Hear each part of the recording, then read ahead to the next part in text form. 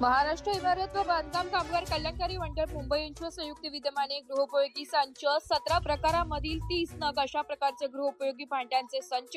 व सुरक्षित किट वाटप राज्याचे अन्न औषध प्रशासन मंत्री नरहरी झिरवाळ यांच्या उपस्थितीत गरजू बांधकाम कुटुंबाला वितरित करण्यात आले। यावेळी नरहरी झिरवाळ यांनी सांगितले की या अगोदरही अनेक ठिकाणी बांधकाम कामगार कुटुंबाला भांडी संच वाटपाचे कार्यक्रम आयोजित केले होते, मात्र कुटुंबातील महिला वर्गाला काही ठिकाणी नाशिकलाही महिलांना रात्रभर मुक्कामी राहूनही भांडी मिळाली नाही। तर बांधकाम कामगार विभागाच्या अधिकाऱ्यांनी अगोदरच सांगायचे की भांडी संपली आहे, पुढील वेळेत ते वाटप करण्यात येणार आहे। कशाला महिलांची रात्रभर हेळसांड असती म्हणून अधिकारी आणि कर्मचारी वर्गाने असे होणार नाही या खबरदारी करण्याचे ठणकावून सांगितले। कामगार कल्याण बांधकामावर यांच्यासाठी शासकीय योजनांच्या सामाजिक उपक्रमातून आयोजित कार्यक्रमासाठी कामगार उपायुक्त विकास माई,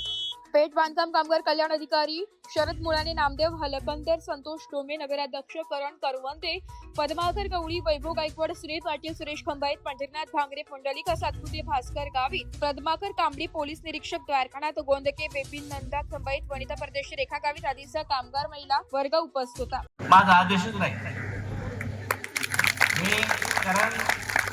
मी मंत्री हा भाग सोडा, पण ह्या विभागातला आहे आणि मला माहित आहे ना मजूर हा कुठला आहे, पेठचा आहे, सुरगाण्याचा आहे, हरसूलचा आहे,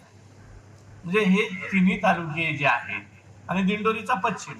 मला नाही वाटत का कुठं लांबचा आहे का जे याच्या आधी लोक जायचे म्हणतात। कधीतरी नाशिकला वाटप झालं मला वाटतंय काही ठिकाणी,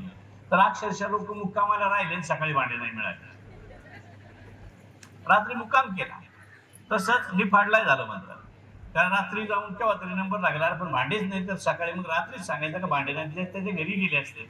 तर असं ते महामंडळाकडून। स्वराठी न्यूज साठी तालुका प्रतिनिधी प्रकाश पकारे।